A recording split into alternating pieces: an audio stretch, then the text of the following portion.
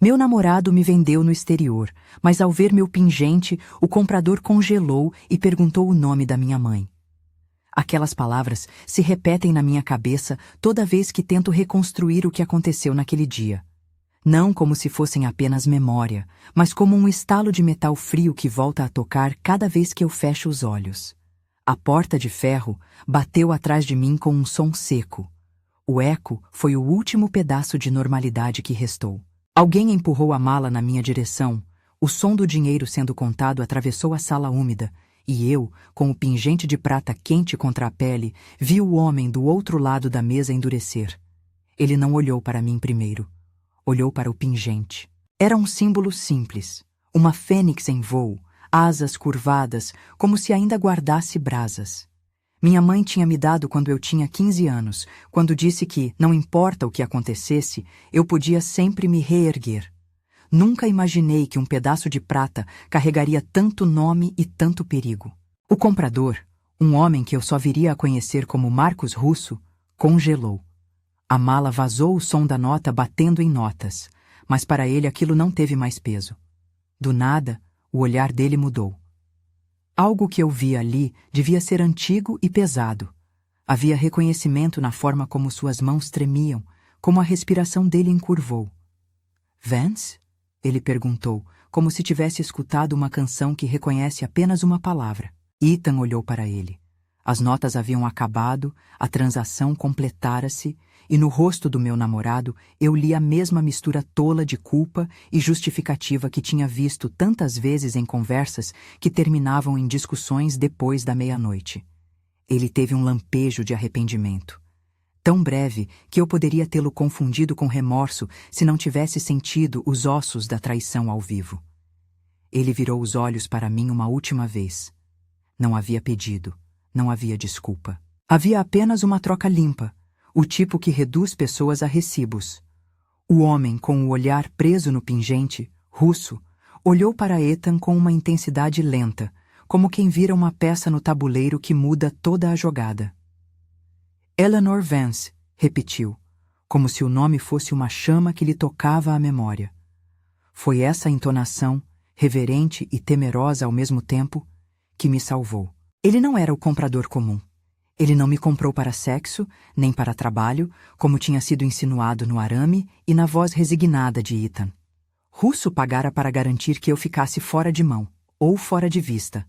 Algo que eu só entendi depois.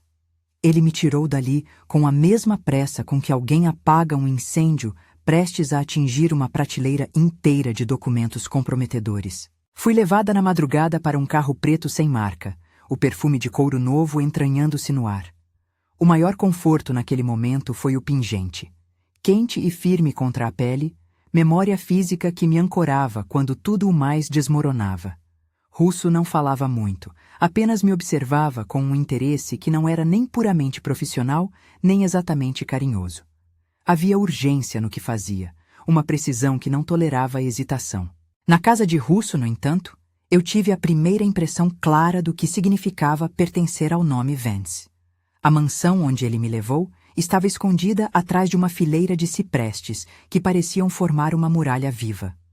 Não havia ostentação gratuita.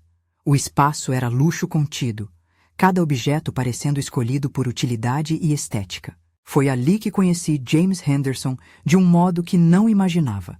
Primeiro como mordomo de rosto cansado, depois, mais tarde, como peça-chave de mentiras que tinham me empurrado para uma cela estrangeira. Eleanor Vance apareceu na sala maior, com uma presença que mais parecia uma lei do que uma pessoa. Ela caminhava lenta, com o peso do mundo no queixo. Não era a voz doce de uma mãe protetora, nem a caricatura de uma matriarca implacável. Ela era política nas pausas, uma economia de gestos. Quando cruzei a sala, seus olhos passaram pelo pingente, e por um segundo, algo que não era surpresa nem medo atravessou-lhe o rosto. Uma mistura complexa de reconhecimento e de cálculo. "Ava", disse ela, tão direto que eu senti o chão sob meus sapatos mudar. Havia uma tênue chamada de atenção ali, como se eu fosse um problema que se podia resolver com um mapa e uma estratégia. Ela não me abraçou, não perguntou se eu estava machucada. Primeiro veio a informação, depois as partes humanas. Marcos Russo explicou, com a frieza de quem tem pouco tempo e muita responsabilidade. Ethan havia sido parte de um golpe. James havia sido ameaçado. Donovans estavam envolvidos, tentando desestabilizar a família Vance onde podiam. O nome soava em todas as frases como um aviso. Eles vão atrás de qualquer linha de sangue, ele disse, ou de qualquer prova que os comprometa. Quando falou de Donovans, havia tanto histórico quanto uma lista de culpas não ditas. O nome soava pesado na boca de Russo. Havia provas, vídeos de trocas suspeitas, transações bancárias, mensagens recrutando Ethan, tudo meticulosamente compilado num arquivo digital que Russo me mostrou numa tela. Ver-me ali, reduzida a quadros e células de dados, foi outro tipo de violência. Administrar a própria humilhação pela lente da investigação. Por isso, quando vi meu rosto ali, tão frio e pequeno, senti uma raiva que não era apenas por ter sido traída, mas por ter sido transformada em mercadoria sem meu consentimento. James Henderson veio até mim naquela noite com olhos que se recusavam a segurar os meus. Havia angústia nele. Ele não negou diretamente, mas as palavras pareciam cuspidas com dor. Eles têm família. Eles ameaçaram colocar fogo no que restou. Quando perguntei quais eles, ele murmurou, Donovans, e a confissão veio como uma peça que completa um corpo de quebra-cabeça. A coerção tinha rosto humano, não um monstro abstrato, mas um homem que se curvou sob a chantagem. Vi nestes olhos uma pequenez que não justificava a traição, mas explicava a escolha. Ethan, quando finalmente foi confrontado por Russo num vídeo gravado, tentou explicar com o mesmo tom que usava para pedir desculpas por pequenos deslizes. Dívida, pressões, promessas de um novo começo. Ele falou rápido demais, tentando alinhar motivos com desculpas que soavam vazias diante da mala de dinheiro. Ele não parecia um homem para a violência. Parecia um homem consumido pelo medo de perder algo que achava que poderia garantir seu futuro. Um impulso covarde que o fez abrir mão do meu futuro. E naquele momento, entre a dor e o frio pragmatismo em torno de mim, uma escolha apareceu com clareza. Minha mãe ofereceu 2 caminhos já na primeira noite. Exílio e anonimato. Viver sob proteção até que as coisas esfriassem, ou aprendizado. Preparação para ocupar um lugar que eu não tinha pedido, para assumir uma herança turbulenta, para aprender a comandar minha própria defesa. Eleanor não disse vingança. Ela disse responsabilidade. A pergunta parecia simples, mas cada palavra carregava consequências. Eu poderia aceitar ser tratada como uma coisa preciosa a ser escondida, um troféu protegido, ou poderia aprender o que precisava para não ser comprada ou vendida novamente. A proposta de minha mãe não era paternalista, era um contrato rígido. Eu poderia ter poder, mas teria que pagar com disciplina, renúncia e uma transformação que queimaria quem eu fui por dentro. Escolhi aprender. Não foi uma decisão heróica. Foi uma constatação dolorosa. A única forma de garantir que Ethan nunca mais teria o direito de me reduzir a um recibo seria tornar-me alguém que ele não poderia nem sequer conceber vender. E não falo de presença física, falo de autonomia. Se a família Vance me oferecia recursos, eu os tomaria e os transformaria em razões para nunca mais depender de um homem que justificasse sua traição com contas a pagar. O treinamento começou no dia seguinte, como se a casa inteira fosse um relógio que não tolerasse hesitação. Russo me levou para um espaço de instrução subterrâneo. Um lugar iluminado com luz fria, cheio de equipamentos que cheiravam a metal e óleo. Havia instrutores, homens e mulheres com posturas medidas, que analisavam tudo. Minha postura, meu jeito de falar, a forma como eu segurava uma caneta. Cada detalhe me colocava sob microscópio. Havia humilhação nisso, mas também uma promessa. Aquela era a forja na qual poderiam se aquecer ossos frágeis e transformá-los. A primeira semana foi um atropelo de ritmos que desconstruíram o que conhecia. Aprendi a correr com peso, a cair e levantar sem melodrama. Aprendi o básico de autodefesa, defesas que evitavam ser subjugada, que rendiam tempo suficiente para escapar. Aprendi as linhas mais elementares de condução defensiva, simples manobras que poderiam te manter viva numa rua errada. Acordava antes do nascer do sol com dores que anunciavam demônios físicos que eu não sabia que tinha. Dormia com pesadelos que misturavam o rosto de Ethan e a porta de ferro. Também havia a sala de aulas. Não era só força bruta. Havia planilhas com gráficos de mercado, aulas sobre estrutura societária, como uma corporação pode sufocar seus rivais não apenas com dinheiro, mas com aridez burocrática e controle reputacional. Me ensinaram o básico de análise de risco, como ler um balanço. Coisas que me soavam distantes, mas que Russo dizia serem essenciais. Poder não é só punho, ele afirmava. É informação, é barato e cortante. A lição que eu precisava aprender era: poder bem exercido tem técnica e paciência. E minha mãe, quando me observava nas reuniões de mentoria, não era fria apenas, era crítica.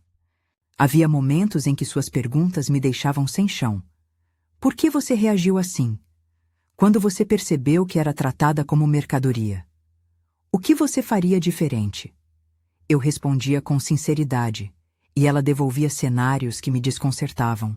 Não havia complacência, apenas exigência, e, estranhamente, isso me fazia sentir ressignificada. Mas não era só aprendizado técnico.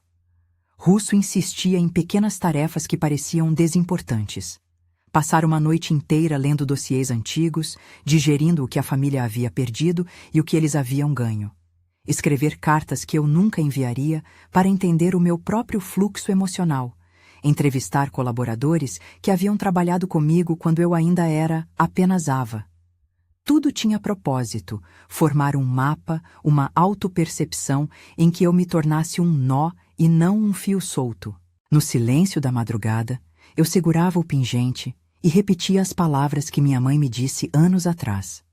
Às vezes, quando a dor e o orgulho colidiam, eu sentia o metal aquecer de novo, como se me lembrasse que nas cinzas havia possibilidades.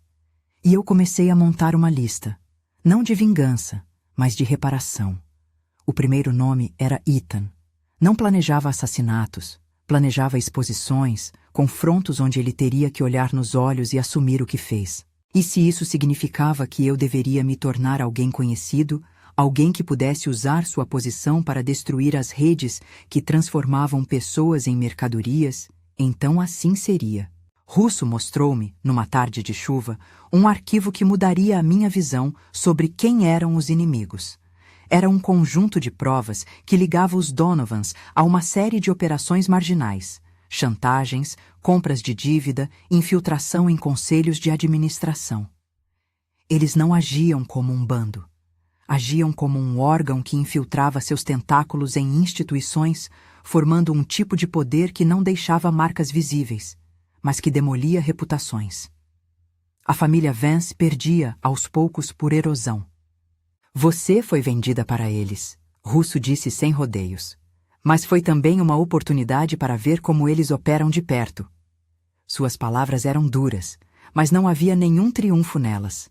Havia cálculo. Quando permiti que as imagens passassem em minha mente, Ethan abrindo mão, James engolindo sua parte, uma angústia profunda me consumiu.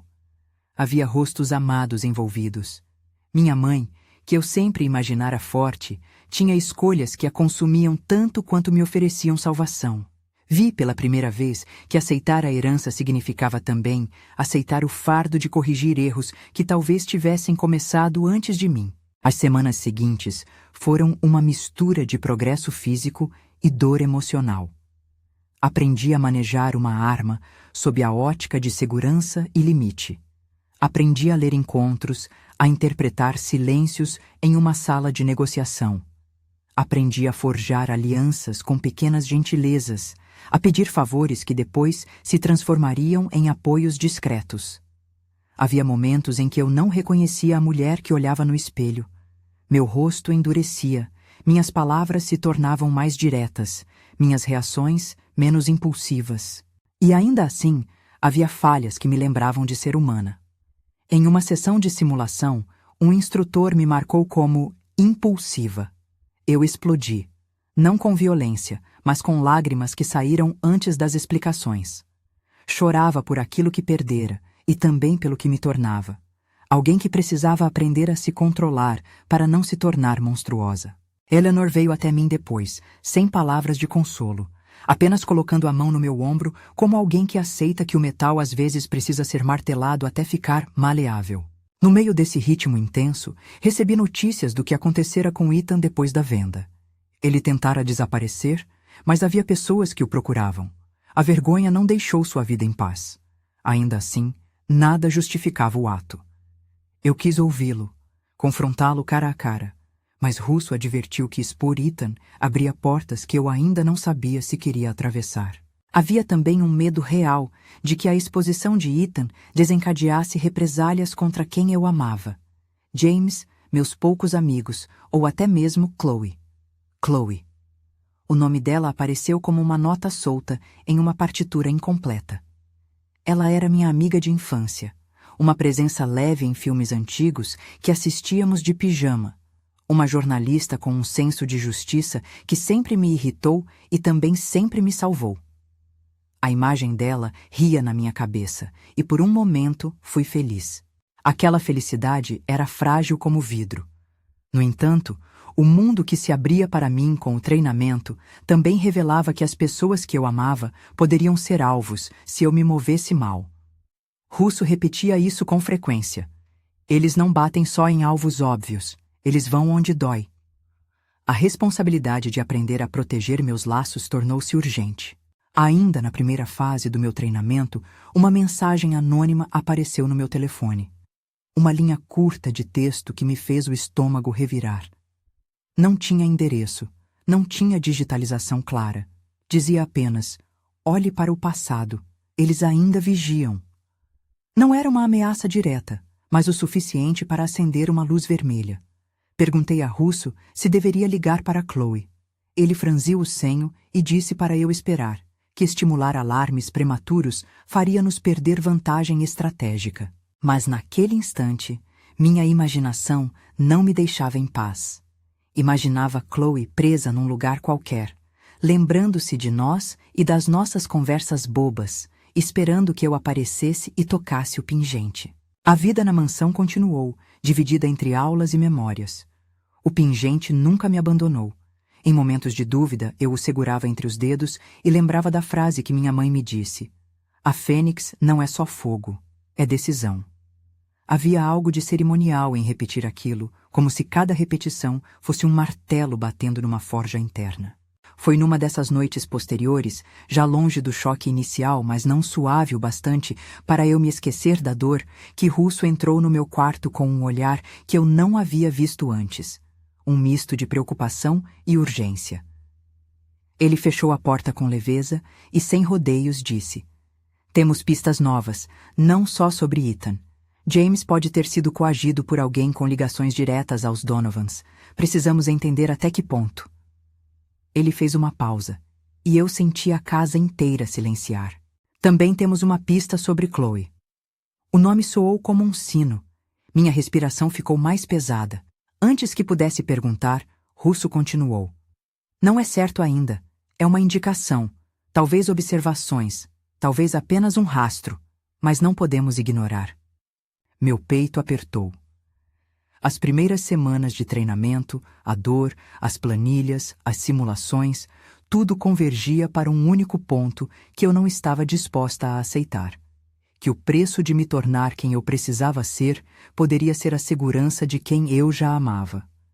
Então, o que vamos fazer? Perguntei, num fio de voz que mal reconhecia como minha. Russo olhou para mim. Havia um respeito novo nos olhos dele, uma expectativa. Vamos investigar, disse ele, mas de forma que não te exponha. Você ainda está frágil. Precisamos de tempo para construir uma ponte sólida, e ao mesmo tempo, você vai continuar treinando. Não podemos esperar para te tornar vulnerável. A resposta era técnica, prática, quase militar. Mas também havia naquelas palavras um convite para agir que me deu força. Eu havia desejado aprender não apenas para mim, mas para proteger os outros. Se Chloe poderia estar em risco, então meu treinamento tinha propósito, além de revanche íntima. Naquela noite, dormi agarrada ao pingente, consciente de que algo maior do que eu estava se movendo pelas sombras. As peças no tabuleiro se ajeitavam. Rostos que eu julgava conhecidos mostravam novas ordens. E em algum lugar, do outro lado dessa cadeia, Ethan tinha que responder não só por suas dívidas, mas pelas escolhas que fez quando decidiu trocar o meu futuro por notas que, no fim, eram apenas papel. Na manhã seguinte, acordei com o mesmo peso de responsabilidade no peito, como se o pingente tivesse crescido durante a noite.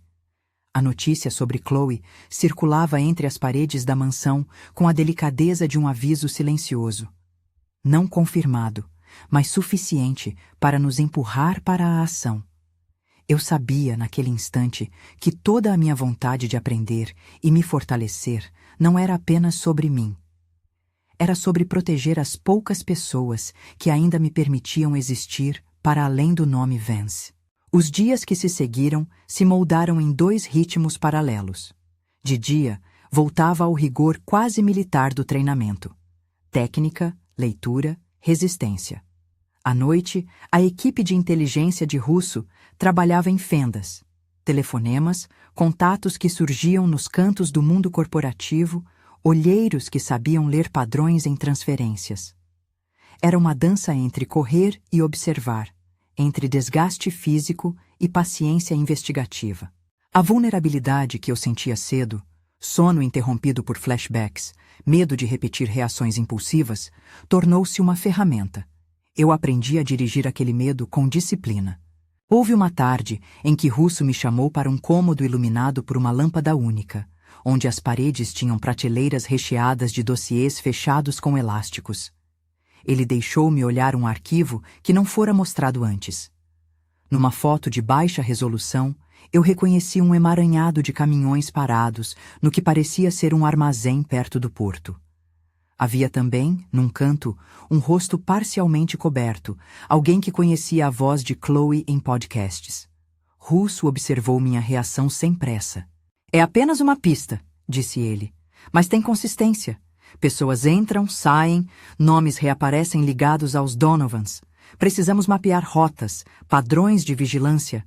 Não podemos agir sem entender o terreno." Gosto de planejar. Aquele tipo de raciocínio frio me encaixava bem, mas, ao mesmo tempo, não perdia a urgência.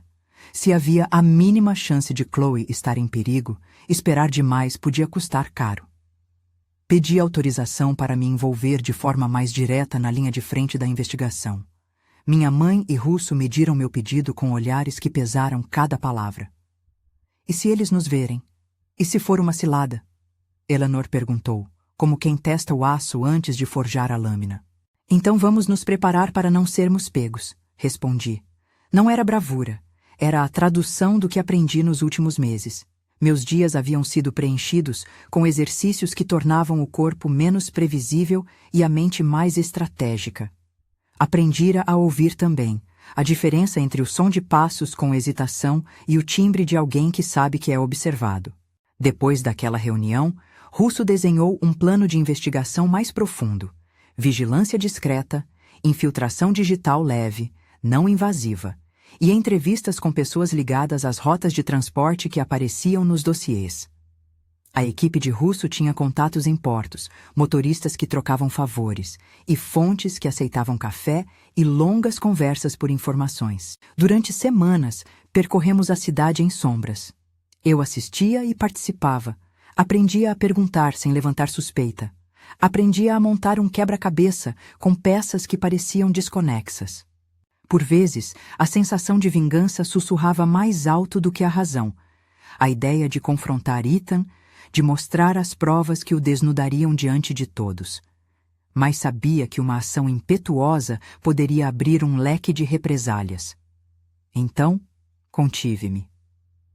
Em vez disso, concentrei energia em encontrar evidências robustas, documentos que amarrassem os Donovans às operações de tráfico de influência, à chantagem. Russo me ensinou com paciência que a melhor arma era uma que cortava sem manchar as mãos. No entanto, havia noites em que o desejo de ir atrás do meu traidor batia tão forte que eu quase me rendia ao impulso. Foram momentos de testa, ergueu-se sobre um rosto de decisão. Eu precisava de controle. Uma manhã, Enquanto revisava gravações de câmeras de segurança de um prédio de cargas, identifiquei uma placa parcialmente visível com um detalhe que eu já havia visto antes. Um adesivo de uma transportadora ligada a um dos nomes do dossiê. Meu coração deu um pulo que me fez segurar a mesa. Notifiquei Russo imediatamente. Ele sorriu por um breve segundo, aquele sorriso contido de quem percebe que o plano está fluindo. Algumas horas depois, Russo me chamou para a sala onde James Henderson esperava. O mordomo havia perdido peso. O remorso em seus olhos era agora visível e quase palpável. Ele sabia que eu sabia o que ele tinha feito. Ainda assim, a presença dele era uma peça que precisava ser trabalhada com cuidado. James não fora um cúmplice voluntário. Fora coagido. O perigo para ele e para sua família fora real. Eu posso ajudar, disse James quando o Russo expôs os pontos que já conseguiam validar. Posso esclarecer as trocas, posso dizer onde mantinham documentos, nomes, mas eles ameaçaram quem eu amo. Eu não consegui negar. Você não está aqui para ser julgado, interrompi firme. Está aqui para nos ajudar a corrigir aquilo que te forçaram a fazer. Houve lágrimas que saíram sem som. A dor de James foi um lembrete constante de que traidor nem sempre é sinônimo de vilão sem alma. Suas escolhas tiveram raízes em medo. A justiça que buscávamos não poderia ignorar isso. Ao mesmo tempo, qualquer leniência imprudente poderia colocar em risco o desenlace que desejávamos. Trabalhamos por dias juntando as informações de James com as pistas colhidas por Russo. Telefonúmeros, registro de entrada e saída de veículos, recortes de contratos forjados. Um padrão emergia. Um cômodo discreto em um galpão nos arredores da cidade era usado como ponto de transbordo. Não havia luxo ali. Só um lugar para negociar e esconder o rastro. Era exatamente o tipo de local que os Donovans preferiam. Fora dos olhos do público, junto ao couro e ao odor de diesel. Quando a informação sobre o galpão ficou suficientemente robusta, uma notícia chegou à minha caixa de entrada que me fez tremer. Um vídeo curto, de qualidade baixa, onde a silhueta de Chloe aparecia amarrada em um cômodo iluminado por luz fria. Era um clipe rápido, sem som, mas a postura dela me era inconfundível. Meu estômago virou-se. Russo assistiu comigo em silêncio absoluto. Ele fechou a tela com cuidado, como quem não quer que o mundo veja algo que ainda precisa ser tratado a sós. Precisamos resgatá-la, disse eu, com a urgência que vinha de um lugar físico, visceral. Sim, respondeu Russo. Mas não assim. Se entrarmos de forma desordenada, podemos perder Chloe. Ou pior, podemos desencadear uma ação que termine com danos colaterais. Eles usam reféns como moeda de barganha. Precisamos planejar uma operação limpa. Passei a noite inteira elaborando cenários na minha cabeça. Infiltração silenciosa, distrações que não envolvessem bombas ou violência excessiva, e saídas seguras para Chloe. Contei com a experiência de Russo, claro, que coordenou homens e mulheres que conheciam o terreno. Não mercenários, mas profissionais de segurança privada com licenças e protocolos. Havia limites claros. Não cruzar fronteiras legais, não fabricar armadilhas. Queríamos resgatar uma pessoa e, ao mesmo tempo, construir um caso que derrubasse, em camadas, a estrutura que permitira que aquilo acontecesse. Na manhã do plano, Eleanor chamou-me para conversar. Havia algo na face dela que não era apenas comando. Havia uma vulnerabilidade que eu raramente via. Se algo acontecer contigo, ela começou, e a frase morreu antes de concluir. Não era fraqueza. Era o reconhecimento do risco que eu escolhi. Suas mãos tremiam levemente quando tocou meu ombro. Eu sei o que estou fazendo, respondi. E sei o que perderíamos se não tentássemos. Ela me olhou por um tempo e finalmente disse: Cuida de Chloe como se fosse nossa família. E não invente de ser heroína solitária. Estamos juntos nisso. Havia uma sinceridade ali que me tocou. Aceitei a responsabilidade, mais consciente do peso que minhas ações carregavam. Era a primeira vez, talvez, que eu vi meu nome ser pronunciado sem a distância profissional que rondava as reuniões. Eleanor não disse filha com doçura, mas disse de um modo que reconhecia a transição que eu vivia. A operação foi planejada para ocorrer durante a madrugada, com uma janela curta em que o movimento no galpão diminuía. Russo dividiu as equipes, uma responsável por controlar as entradas, outra por monitorar comunicações, e um pequeno grupo que faria a entrada principal. Meu papel, com o consentimento de todos, foi liderar a equipe de penetração discreta. Não porque eu desejasse o papel de heroína, mas porque naquele momento eu era a que conhecia cada ponto frágil do plano e a que mais queria manter Chloe viva e inteira. Nesse silêncio que antecede o movimento, senti a antiga sensação de pessoa vendida reaparecer, mas dessa vez com um fino verniz de propósito. Eu não seria mais mercadoria. Eu iria buscar quem fora tirada de mim, ou de quem eu amava, e traria de volta. O carro que nos levou até a periferia era discreto. No banco de trás, meus dedos apertavam o pingente até sentir o frio do metal. Respirei profundamente. Avançamos na noite como sombras, cada passo coordenado por radiofrequências baixas, cada sinal dado em olhares. Quando chegamos, o galpão destacou-se como um cubo escuro contra o céu brilhante da cidade. Havia luzes internas, mas elas oscilavam como se a energia fosse controlada por alguém que pretendia economizar até a intenção. Entramos por uma porta lateral. Foi um movimento quase mecânico, repetido por treinos, até que a composição dos nossos gestos fosse previsível.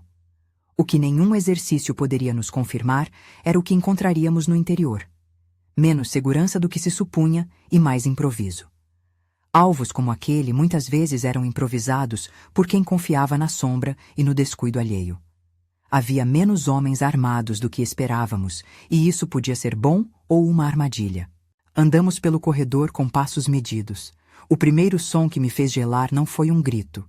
Foi o som de uma porta que rangia, uma porta que abria para um cômodo interno, onde uma luz fraca deixava ver caixas empilhadas e, num canto, a silhueta de Chloe.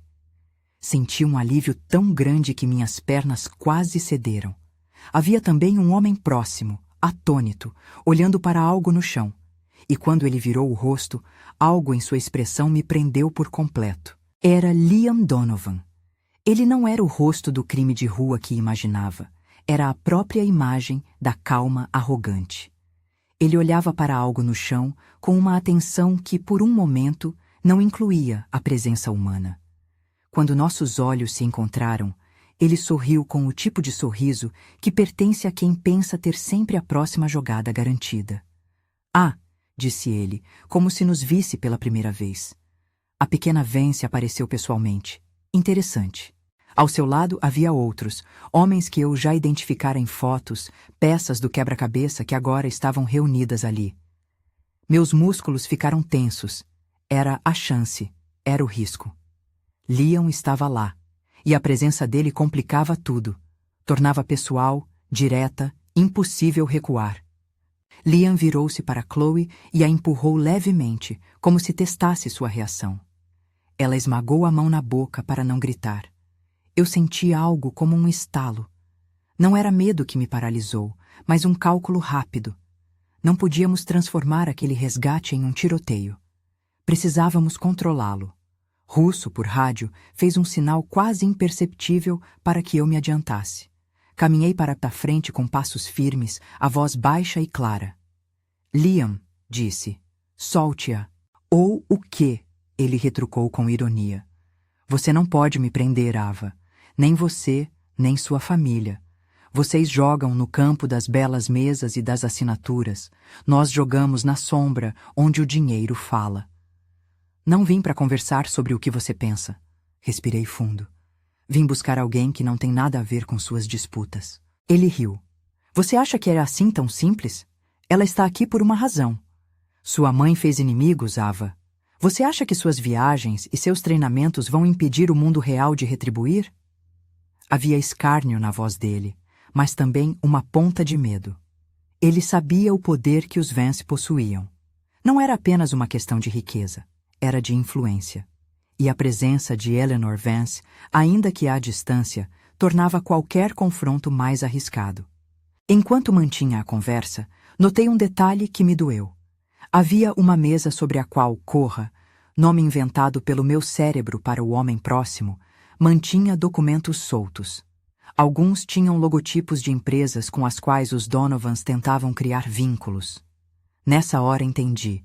Eles não apenas sequestravam pessoas, usavam esses momentos para angariar documentos e coagir contatos que pudessem afundar reputações. A criminalidade deles era tão burocrática quanto suja. Você precisa entender, continuei, mantendo a voz calma, que não vou transformar isso em espetáculo. Só encontramos uma saída que minimize dano a Chloe e a você. Ele inclinou a cabeça, avaliando. Por alguns segundos, tudo foi tensão. Em seguida, um dos homens ao seu lado fez um movimento brusco, como se fosse intervir. Nesse instante, Russo, que estava posicionado na entrada, fez uma manobra que mais parecia uma cortina. Um ruído alto, a luz da entrada se apagou por uma fração de segundo, e o grupo foi pego de surpresa. Era cálculo, a distração ideal sem violência letal. Ações fluidas se sucederam. Os homens tentaram reagir, mas não sabiam com quem contavam. A equipe de Russo entrou com profissionalismo, contorno de ameaça, mas evitando o confronto direto. Em meio ao caos controlado, aproximei-me de Chloe. Ela me olhou com olhos inchados, e ali tudo o que eu queria era tirá-la daquele lugar e dizer que tudo acabara. Suas mãos, quando soltei as amarras, foram prostradas no meu pescoço num abraço que dissolveu semanas de medo em segundos. Você está bem? Perguntei, a voz falhando, enquanto sua respiração vinha descompassada. Eu vi sua foto online, murmurou ela, e pensei que nunca mais te veria. Estamos juntas, respondi. Vamos sair daqui. Ao mesmo tempo, Liam foi contido. Não por mim diretamente. Foi mais uma sequência de decisões estratégicas. Alguns homens foram encaminhados para portas de saída, onde encontraram bloqueios previstos. E mais do que isso, as comunicações externas deles foram interrompidas por bloqueios temporários. Não houve execuções, não houve espetáculos de violência. Houve captura, ou pelo menos contenção, e coleta de evidências. Na saída, vi James chegando, com o rosto coberto por uma expressão que mesclava culpa e alívio. Havia lágrimas quando Chloe o reconheceu. Um momento de humanidade em meio à dureza das negociações. Voltamos para a mansão com Chloe em segurança. Na van, ela dormiu por longos minutos, a cabeça encostada no meu ombro, e eu percebi que, apesar da vitória, havia um preço emocional que não se encerrava ali. O resgate fora um sucesso em termos práticos, mas eu sabia que era só a primeira peça de algo muito maior. Os Donovans tinham sido pegos de surpresa. Agora reagiriam. Nos dias seguintes, a nossa estratégia mudou de tática para domínio institucional. Russo e a equipe jurídica da Vance começaram a trabalhar num processo multipartido.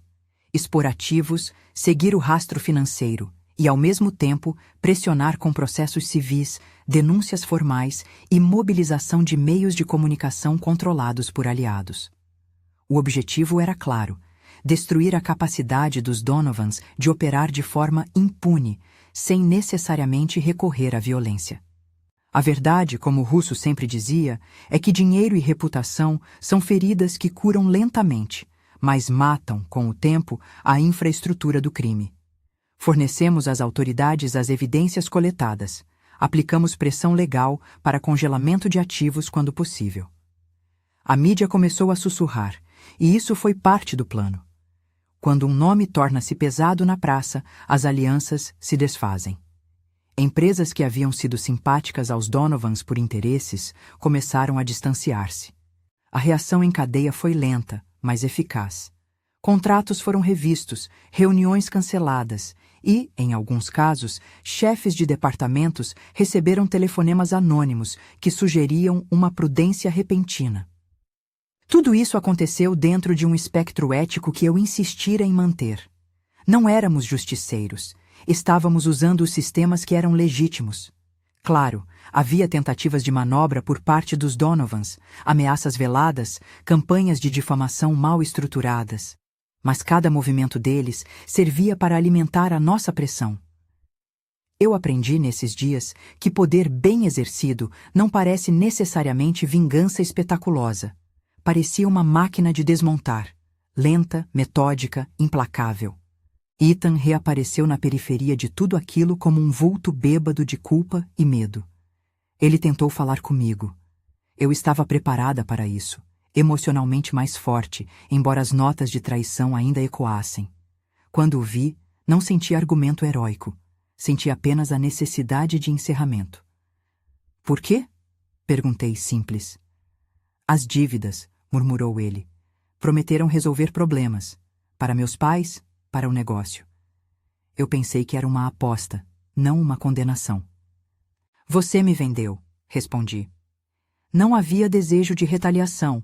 Havia um registro de perda que merecia ser dito em voz alta. Você tirou minha chance de escolher, Ethan. Ele caiu de joelhos e houve uma tentativa de desculpa que soou pequena demais. Eu não precisava de espetáculos. Havia consequências a serem tratadas pelo sistema.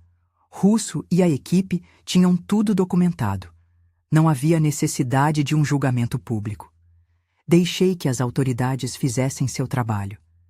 Isso trouxe uma espécie de paz, que não é vitória, é resolução.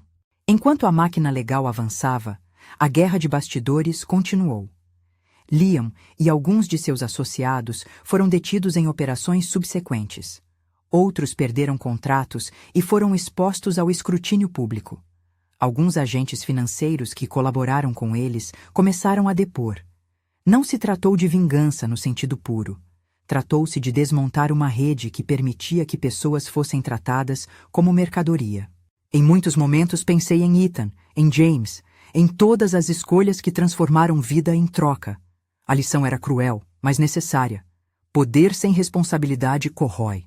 A Eleanor, por sua vez, esteve presente de um modo que eu comecei a compreender com mais nuances. Em público, ela sempre fora imagem de compostura e comando. No privado, suas rugas e olhos revelavam o preço que pagara por décadas de lutas. Havia decisões que me incomodavam, acordos frios, pactos que feriam, mas também via que muitas vezes suas escolhas eram a balança entre manter a família segura e preservar algo maior. Não apenas negócios, mas uma influência que poderia proteger outros. Percebi que a linha entre salvadora e tirana é tênue, e que ela a atravessara muitas vezes por motivos que não eram simples de condenar. Foi por isso que naquela sala de reuniões, quando as ações contra os Donovans começaram a surtir efeito, Eleanor me chamou ao lado. O conselho executivo, após semanas de turbulência, precisava de uma figura que pudesse transmitir uma nova imagem. Vigor sem vingança, comando sem abuso. E naquele instante, houve um reconhecimento público do que desde o início eu vinha tramitando em privado. Minha transformação. Ava, ela disse diante dos membros do conselho, com a clareza de quem havia medido cada palavra. Tomou decisões difíceis. Aprendeu pelo fogo, e agora é hora de integrá-la formalmente à liderança. O murmúrio que percorreu a sala foi medido. Ninguém aplaudiu de forma descontrolada. Essa não era a natureza do lugar. Mas houve olhares que passavam de curiosidade a respeito. Russo, sentado na segunda fila, sorriu de um jeito contido. Era um reconhecimento do trabalho feito. Não apenas a exposição dos Donovans, mas a construção de alguém capaz de representar a família com mais do que um sobrenome. Fui nomeada vice-presidente executiva para assuntos estratégicos, um título que carrega peso e responsabilidade. Não era uma consagração vaidosa, era uma assunção. Eu aceitei. Senti que naquele gesto eu deixava de ser a garota vendida naquele porão e me tornava alguém responsável por garantir que aquilo não se repetisse com outros. Houve reação pública, como sempre. A mídia escolheu ângulos variados. Houve quem exaltasse minha força, quem questionasse a moralidade da família Vance, quem usasse a narrativa para vender manchetes sensacionalistas. Aprendi a lidar com isso com a mesma serenidade que lidei com mapas e planilhas. Interpretar, reagir quando necessário e não permitir que o ruído determinasse nossas ações. Chloe retomou sua vida em passos lentos. O resgate fizera algo com ela que, por semanas, a deixou introspectiva. Havia noites em que ela simplesmente se sentava comigo e, sem falar, deixava que nossas presenças servissem de cura. Foi um processo delicado. Eu a incentiva a voltar ao trabalho quando ela estivesse pronta e a apoiar que procurasse ajuda profissional. A solidariedade entre nós, não heróica, mas concreta, foi um remédio que nenhum dinheiro poderia comprar. James, por sua vez, enfrentou um julgamento interno. Ele pediu desculpas publicamente e trabalhamos para garantir que, além de reconhecido culpado por omissão, tivesse espaço para reparar o dano na medida do possível. A justiça seguia seu curso com complexidade. Não era trivial perdoar, mas a justiça que buscamos incluía a reparação e a reintegração, quando possível. Com o tempo, as peças financeiras que sustentavam os Donovans ruíram de modo tático. Contratos suspensos, conselhos que recusaram alianças, mediações que enfraqueceram suas linhas de crédito. O impacto público foi rápido, o impacto judicial, mais lento, mas sólido. Liam foi indiciado por diversas acusações que tinham ponta em chantagem, manipulação de documentos e associação criminosa. Não houve execução sumária. Houve processos, prisões e, para alguns, o peso de um tribunal. Isso não apagou dor nem as feridas da minha humilhação, mas substituiu o sangue pela letra fria da lei. E essa foi a escolha que eu acharia menos perdida moralmente. Naquela época, senti que meu corpo ainda carregava as cicatrizes invisíveis da venda. Tive noites terríveis de insônia. Havia momentos em que o barulho do vento nas janelas da mansão me remetia ao som da porta de ferro.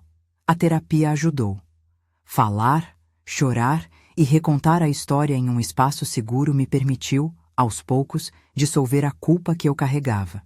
Culpa que nunca fora minha, mas que insistia em ficar. Aprendi a ser paciente comigo mesma. A fênix do meu pingente não era um presságio automático de renascimento instantâneo. Era metáfora de um processo que exigia tempo. Aquela noite em que assumi formalmente a vice-presidência ficou marcada por pequenos gestos. O aperto de mão seco do conselho, as palavras curtas de Eleanor, o brilho contido de Russo.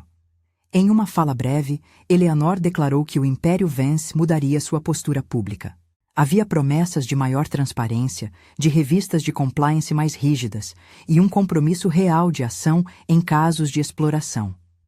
Não era só retórica. Era uma nova linha de conduta que, em parte por meus impulsos e em parte por sua consciência, começaria a orientar o grupo. Certo dia, andando pelo escritório central, encontrei Ethan sendo escoltado por 2 homens até uma sala onde prestaria depoimento.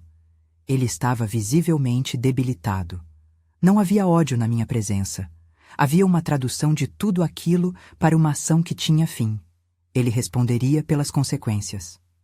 Olhei para ele por um instante longo, o suficiente para enxergar o homem que escolhera não me defender, e em seguida virei o rosto. A dor virou-se para algo mais útil, aprender a evitar relações que reduzissem minha existência a recibos. Isso, por si só, tinha se tornado prioridade. Com o passar dos meses, mais verificações ocorreram. A Vance Industries passou por auditorias internas, reformulou procedimentos e começou a investir em iniciativas que protegessem trabalhadores vulneráveis em cadeias de suprimentos onde interesses escusos poderiam emergir. Minha visão no cargo não era vingativa, era corretiva. Eu usava o poder que me fora dado para criar redes que reduzissem a possibilidade de que pessoas fossem mercantilizadas.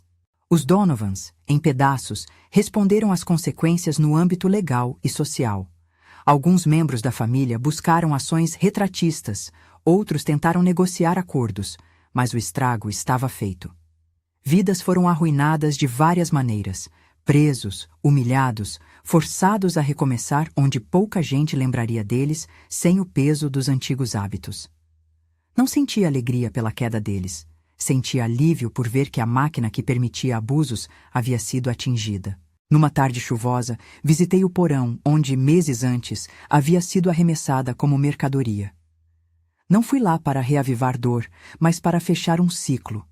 A porta de ferro que antes batera com violência agora estava recondicionada. Senti o eco da mesma madeira, o cheiro de umidade, o rastro das pegadas que alguém havia deixado. Encostei a mão na parede. O pingente contra o meu peito afundou na pele por um segundo. Quente. Pensei em quantas vezes uma única peça de prata, simples como qualquer joia, havia decidido destinos. E sorri, não de triunfo, mas de surpresa serena. Eu tinha virado o próprio símbolo que me havia sido dado. Eu havia aprendido a ser fênix sem precisar queimar o mundo. A relação com minha mãe mudou. Não por completa suavização, nossas conversas ainda eram cheias de economia e medidas, mas por respeito mútuo. Havia entre nós menos palavras perdidas em expectativas e mais discussão franca sobre limites. Ela me convidou para liderar novos projetos que envolveriam transparência corporativa e investimento social. Eu aceitei. Ao fazê-lo, selamos um pacto: não permitir que o sobrenome Vance servisse apenas para amedrontar, mas que servisse para criar defesa e proteção. No fim, a cerimônia de formalização foi pequena. Nada de ostentação desmedida. Fui reconhecida em um encontro público restrito, em que pessoas cujas vidas a empresa tocara estiveram presentes. Não em holofotes, mas em reconhecimento sincero. Ao final, sozinha em um terraço, olhei a cidade que brilhava como uma tapeçaria de histórias. Segurei o pingente. Pensei em Ethan, em James, em Chloe, em Russo, em Eleanor. Cada figura compunha um fio daquele tecido complexo que era minha vida. Prometi a mim mesma duas coisas. Primeiro, que usaria o poder para proteger, não para devorar. Segundo, que continuaria a me lembrar da dor, não como combustível de ódio, mas como memória que evita repetições. A fênix que eu usava no peito era agora mais do que ornamento. Era um contrato diário. Houve pessoas que me indagaram se eu sentia vontade de destruir tudo que me fizera mal. Perguntei a mim mesma a mesma coisa, durante muitas noites. A resposta foi sempre complexa. Sim, havia raiva. E sim, havia desejo de ver a justiça ser feita. Mas também havia a compreensão do custo humano. Preferia, então, trabalhar para desmantelar as estruturas que permitiam aqueles abusos. E, quando necessário, reservar punhos para a lei. Os Donovans não foram apagados da história com um único golpe. Eles sangraram, perderam poder, mas a vida tende a reconfigurar os cadáveres antigos em outra coisa. Isso me ensinou a manter vigilância permanente. A renovação não é um evento, é um monitoramento constante. E eu estava pronta para isso. Algumas noites após tudo isso, sentei com Russo no jardim da mansão. O céu tinha poucas estrelas, como se a cidade guardasse seu fôlego. Ele me olhou e disse: "Você mudou, Ava. Não só por dentro. Você aprende as regras do jogo e escolhe como usá-las." "Aprendi que poder sem propósito é estupidez", respondi.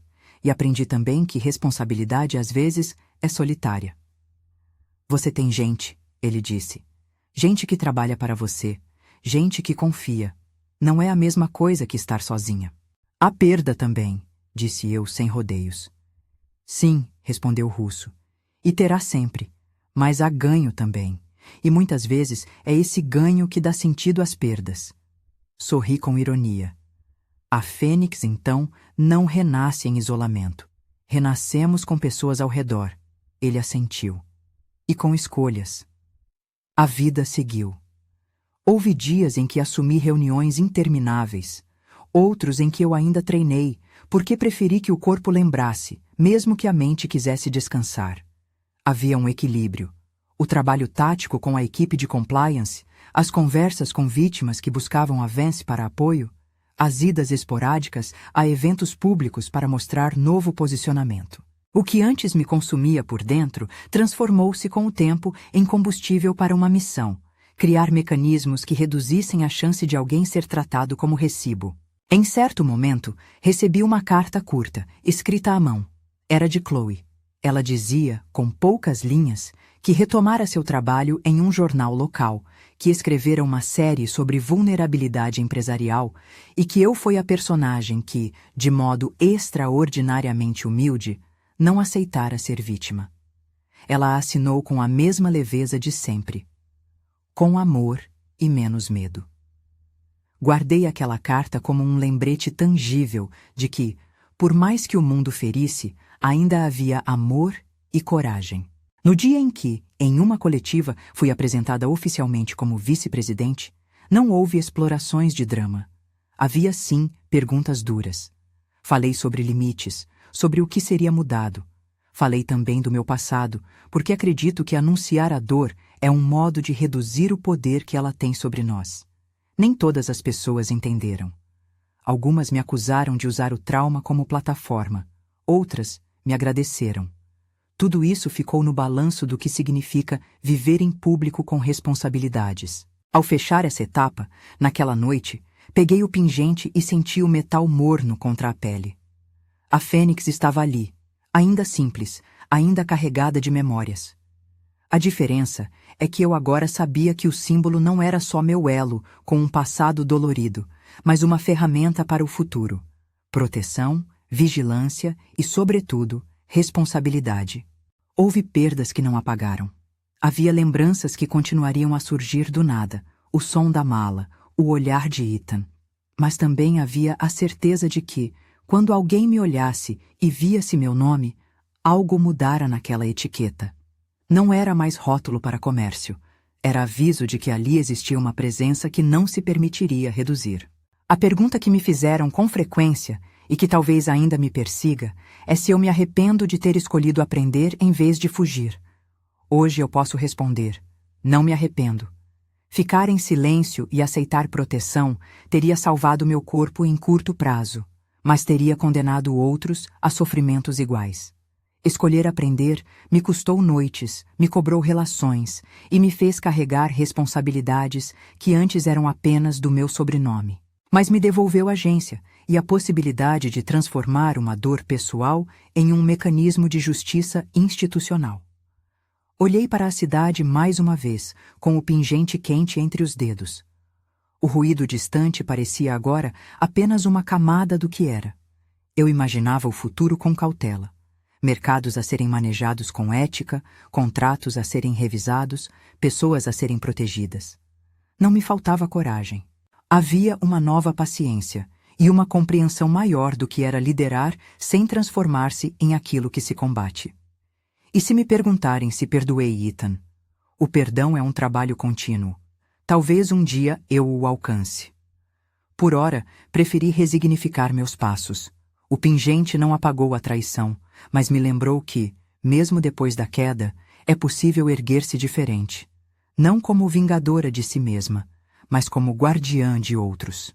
Caminhei pelo corredor principal da mansão até um pequeno estúdio onde minha mãe costumava ficar. Ela estava à janela, observando a cidade como se fizesse um inventário das possibilidades.